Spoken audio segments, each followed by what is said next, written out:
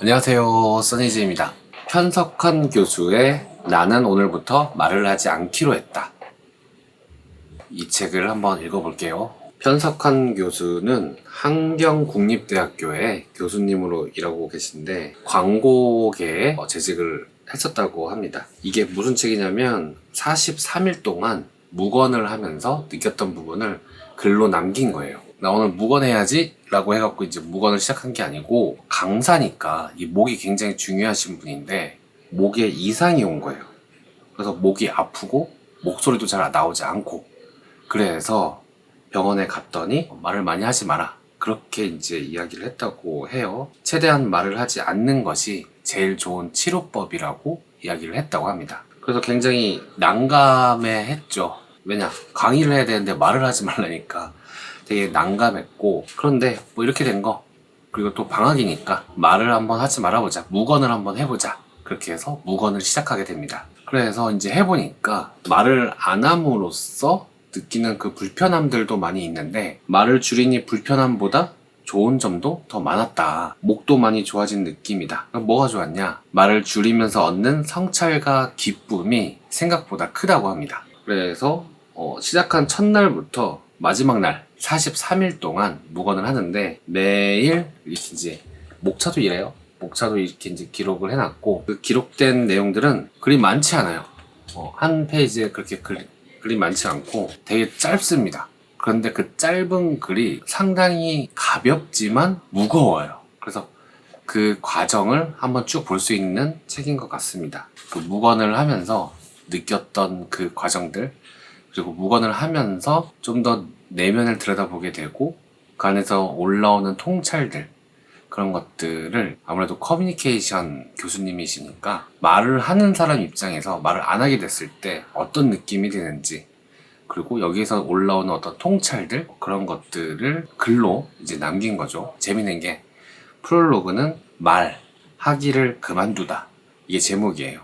그리고 에필로그는 말 다시 시작하다, 이게 이제 에필로그 제목입니다. 재밌죠? 우리는 말을 안 해서 후회하기보다는 말을 해버려서 후회하는 경우가 많다. 이제 말을 할 수 없으니까 에피소드들이 몇 가지가 생깁니다. 화장실에서 볼일을 봤는데 휴지가 없대요. 근데 묵언 중이잖아요. 그래서 누구를 부를 수도 없는 그런 상황도 있었다고 합니다. 중간중간에 묵언을 해서 보이기 시작하는 부분들이 있거든요. 그런 부분들이 굉장히 인사이트를 가지고 있는, 관찰력이 좀 더 높아져서 그제서야 보이는 그런 것들이 꽤 있어요. 그 장면이.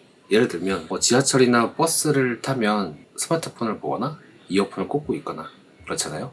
이제 이 장면을 관찰하면서 사람들은 세상과 만나고 싶지 않은가 보다 라는 생각이 들었대요. 재밌지 않아요? 사람들이 스마트폰만 보고 이어폰을 꽂고 귀에 꼽은 그 음악이나 뭐 그런 것들만 듣고, 바로 옆에, 뒤에, 앞에 사람들이 이렇게 많이 있을 텐데도 불구하고 사람들은 세상과의 단절을 마치 원하는 것 같은 그런 장면이 떠오르게끔 만들어주는 그런 부분들도 많이 있습니다. 이제 5일차쯤 됐을 때 갑갑하다, 겨우 숨만 쉬고 있는 것 같다, 그런 말을 하면서 휴식, 온전히 쉬는 게 무엇일까, 이제 그런 부분들에 대해서도 나오거든요.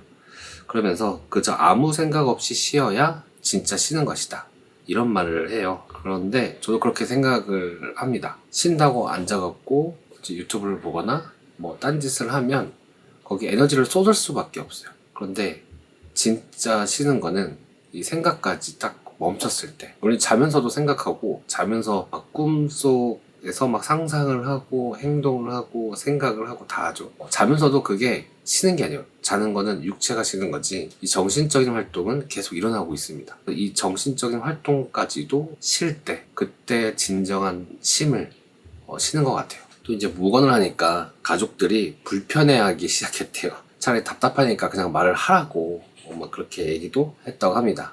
이때가 묵언을 시작하고 난 다음에 첫 번째로 온 위기라고 하네요. 그리고 또 좋은 말이 나오네요. 이제 변화라는 거는 어떤 진보이고 발전이고, 이렇게 생각했을 때가 있었다고 합니다.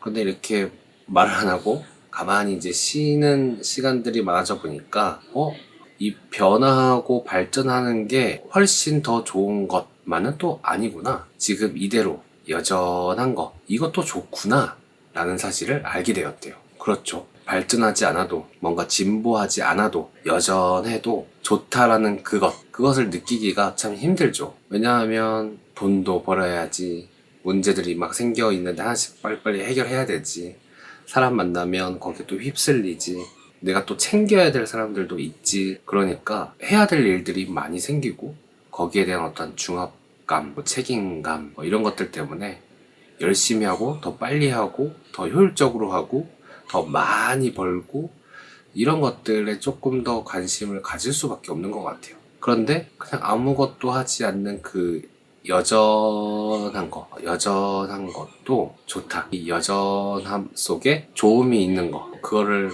발견한 이 무건을 하면서 제대로 쉬었기 때문에 그런 것들을 관찰할 수 있었던 거겠죠. 이런 부분들이 굉장히 뭐라고 해야 될까? 은은하게 감동적으로 다가오는 것 같아요. 글들이. 그래서 굉장히 짧거든요. 그리고 이 책을 처음에 어떻게 알았냐면 그 댓글에 추천을 해주셨어요. 추천을 해주셔갖고 이제 사갖고 봤는데 이게 안에 이제 내용들이 되게 짧아서 부담 없이 볼 수 있는 것 같습니다. 최근에 책 한 권을 제대로 다 읽어보신 적 있으신가요? 저 같은 경우는 책을 다 완독을 안 해요. 그냥 읽고 그 중에 이제 마음에 드는 곳이 있으면 그 부분만 읽고 다시 넣었다가 나중에 다시 또 생각나면 그때 꺼내갖고 다시 또 이어서 읽고 그런 식으로 하거든요. 그리고 조금 지루하다 그런 부분들은 그냥 넘어가고. 그런데 이 책은 그럴 새가 없어요. 그럴 새가 없이 짧아갖고 잘 넘어가고, 지금 한 몇 분 안 읽었는데 벌써 한 5분의 1 정도 읽은 것 같아요. 한 권 완독하기에 가장 좋은 책인 것 같아요.